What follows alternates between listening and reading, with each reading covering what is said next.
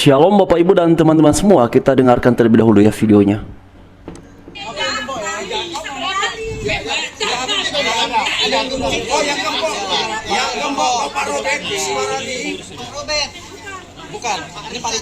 Jadi di sini terjadi perdebatan ya Bapak Ibu dan teman-teman sekalian.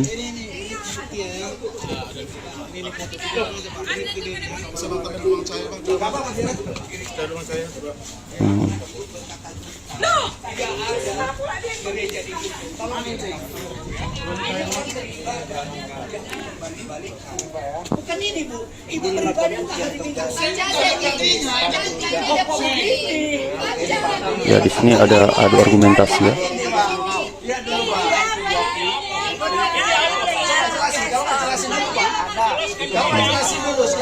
Ibu beribadah nggak? Lain nggak Ibu ini? Jelasin dulu coba.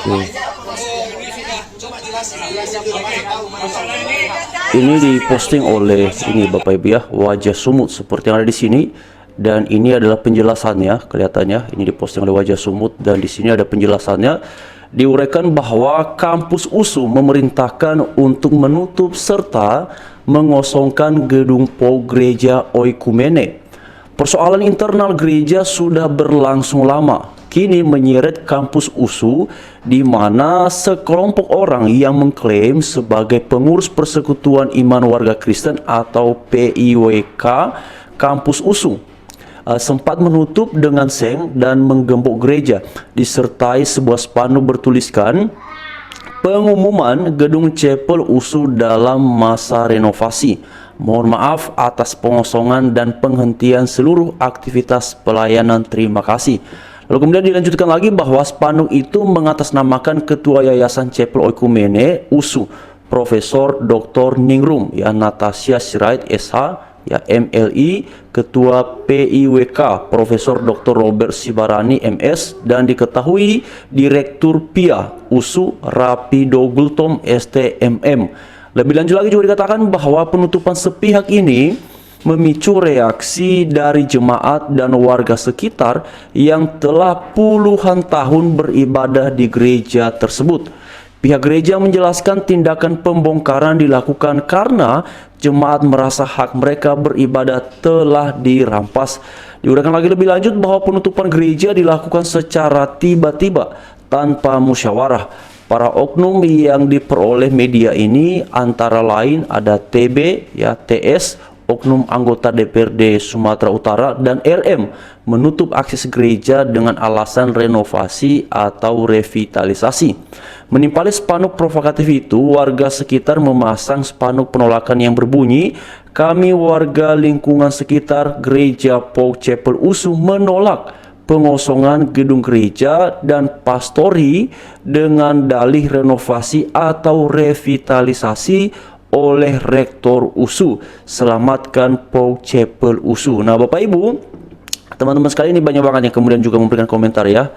Ini sebenarnya di dalam ulasan-ulasan yang lain itu cukup ramai, tapi di sini ada yang kemudian mengomentari, "Coba mana Eporus," katanya. Ya ini memang ini menjadi ramai sekali, dan tentu semoga ya ada solusi yang paling baik ya, supaya hak masing-masing dapat terakomodir mengenai kegiatan peribadatan di situ. Karena ini ramai banget Bapak Ibu, tadi saya lihat tuh dalam beberapa video yang kemudian beredar ya, ini menjadi banyak sekali yang kemudian menguraikannya, dan harapannya semoga saudara yang ada di sana kemudian bisa menemukan jalan tengah yang paling baik, yang paling solutif atas situasi ini. Nah ini sudah banyak sekali Bapak Ibu yang bahas itu ya. Jadi seperti yang ada di sini ya, ini sudah ada banyak penjelasannya.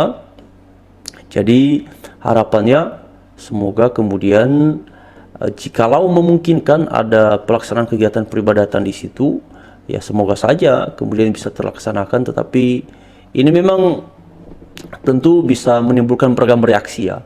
Saya lihat tadi dalam video yang sudah kita simak bersama-sama itu kan ada yang nampaknya ada dua pihak ya, ada dua kelompok yang masing-masing dengan argumentasinya, masing-masing dengan narasinya sendiri-sendiri. Ya memang itu sesuatu yang sangat lumrah, kalau sesuatu diperdebatkan pasti masing-masing dengan argumentasinya, masing-masing dengan narasinya. Tapi yang paling penting adalah ya kalaupun misalnya di situ ya tidak bisa ibadah karena ada renovasi dan segala macamnya, tapi kan kebetulan juga di sini kan gereja ataupun jemaat yang beribadah di situ merasa bahwa ini secara tiba-tiba dan mereka merasa bahwa hak kami untuk beribadah itu dirampas, makanya kemudian terjadi perdebatan di antara kedua belah pihak.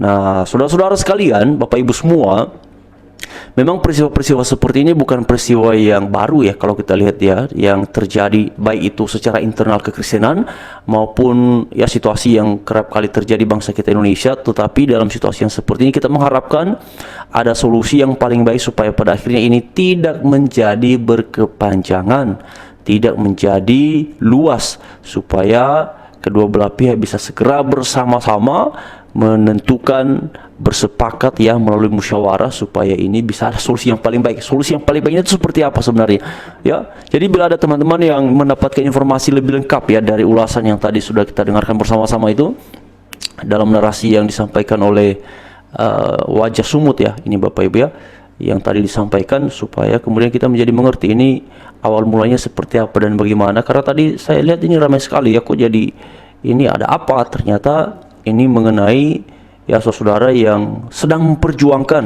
haknya untuk beribadah. Nah, tapi di satu sisi juga pihak yang kemudian punya sikap berbeda, punya alasannya sendiri. Akhirnya apa Bapak Ibu?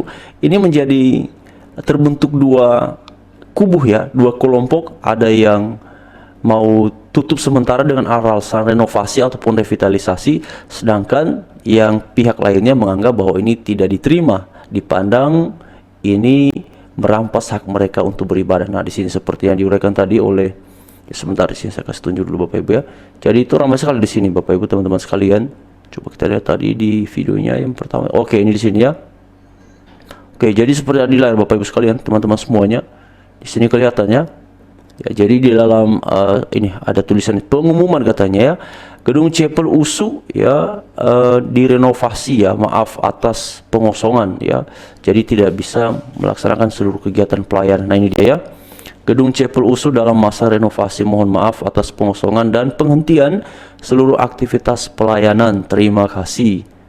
Di sini juga kami jemaat PAU Chapel USU menolak pengosongan gedung gereja dan pastori dengan dalih renovasi atau revitalisasi oleh rektor USU. Nah, artinya apa Bapak Ibu sekalian, ini terjadi adu argumentasi ya, seperti di sini ini. Ya teman-teman, ya ini ada apa masalahnya Pak? Oke ya, ini ada bahkan yang memention ya Pak Gugum Gumilar, staf sus Menteri Agama. Ya ini. Ya, semoga saja nanti bisa ada jalan yang paling baik Bapak Ibu atas situasi ataupun kondisi yang seperti ini. Karena kasihan ya, kalau kemudian juga mereka selama ini beribadah di situ tiba-tiba ditutup, lalu mereka ibadahnya kemana? Kan itu ya jadi persoalan kan. Tapi kalau memang benar direnovasi, apakah kemudian memang mendesak ataukah seperti apa juga tidak saya ketahui Bapak Ibu. Tapi ini sedang ramai sekali.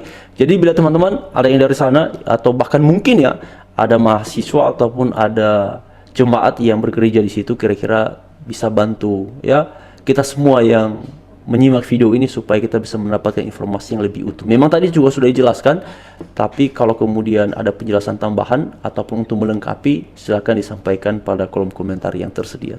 Mari selalu bersatu di dalam iman kepada Tuhan Yesus.